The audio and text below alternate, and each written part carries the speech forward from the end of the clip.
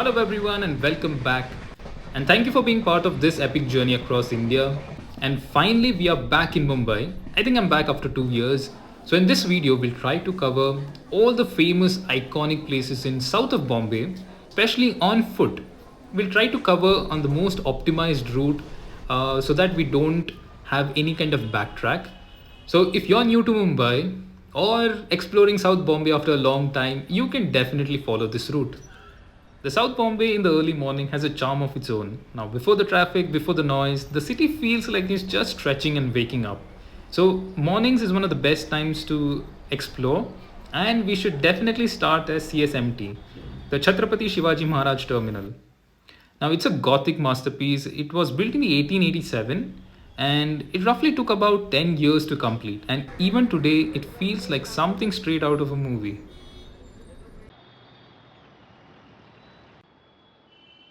A few minutes from the CSMT is Bombay Samachar, Asia's oldest continuously printed newspaper. Now it's been in print since the 1822. Now that's longer than most cities have had electricity.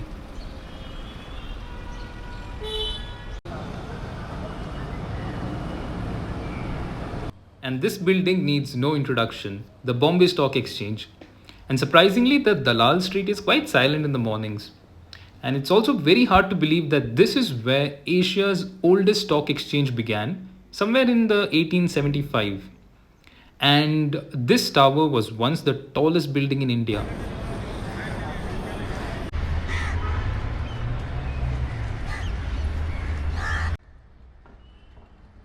And continue walking to reach Flora Fountain. So this was carved in 1864 from a stone that was shipped all the way from England. This fountain actually marks the boundary, the old boundary of Bombay's fort.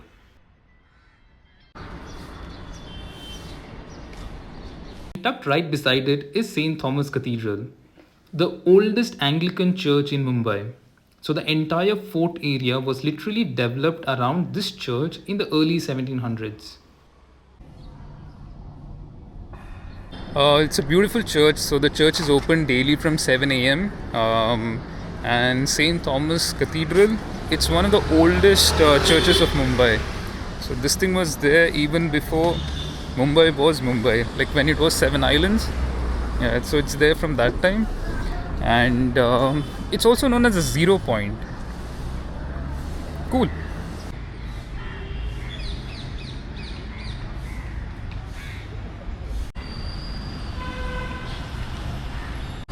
Next I'm at Horniman Circle.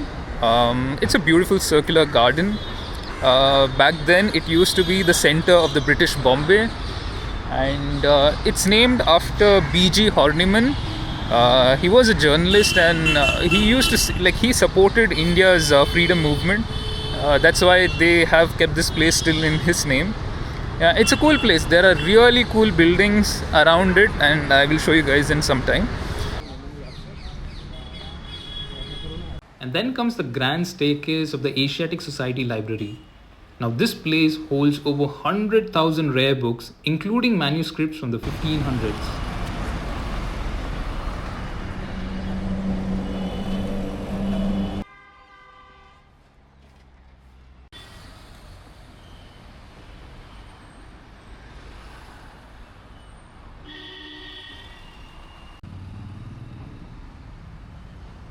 A short walk into Kala Ghoda, also known as Mumbai's art district, brings me to this iconic black horse statue. Now the funny thing was, the original statue was removed in 1965 and the one that we see right now was installed very recently in 2017. And right opposite is the Jehangir Art Gallery, built in 1952. So the footpath outside is the most iconic. Many artists have actually launched their careers right here. But unfortunately, early morning is not the best time to visit. Come somewhere later around during the day. And then comes the museum, Chhatrapati Shivaji Maharaj Vastu Sangralaya.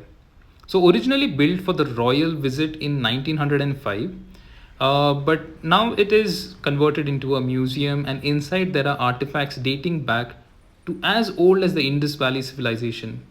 And the Gateway of India. It was built for King George V in 1911, Oh, though he never entered through it because the construction finished almost 13 years later. And the irony is that this arch that was built to welcome the British also witnessed the final British troops leaving India in 1948. And facing it is the Taj Mahal Palace. It was opened somewhere in the 1903 and it has seen a lot of famous people, from the Beatles to presidents to world leaders, and unfortunately even the terrorist fancied it.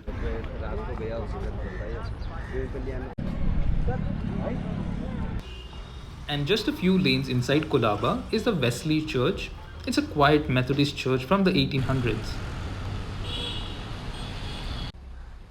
Now I'm back on the main road, but unfortunately the Colaba Causeway is still asleep. Built in 1838, now this stretch once hosted elite British boutiques and now it's Mumbai's favorite bargain street. Come here during the evenings to get the best experience. And of course the Leopold Cafe.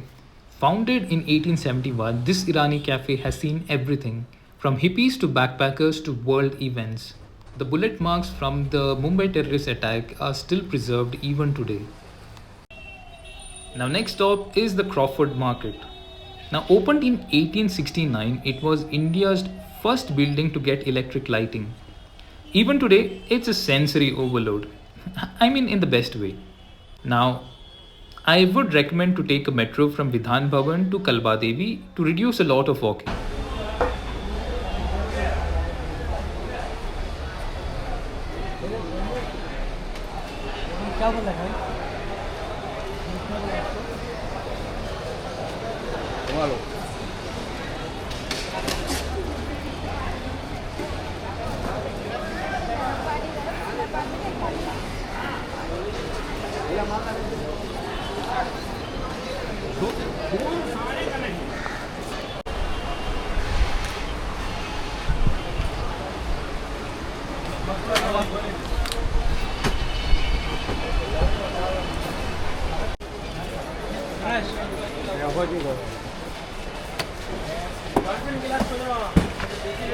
Now you can visit Marine Drive when you are in Colaba, but I personally like to visit Marine Drive during the evenings for the sunsets. I mean the sunsets are just so good. So that was it for this video and for my South Bombay walk. A few kilometers, a few hours and a journey through centuries of history, culture and everyday Mumbai life. So if you're ever in the city trying to walk this route, Mumbai looks different in the morning. And sometimes it feels like the city is telling you its own story. And don't forget to like, share and subscribe. And thank you once again for being part of this epic journey across India. And I will see you guys in the next video.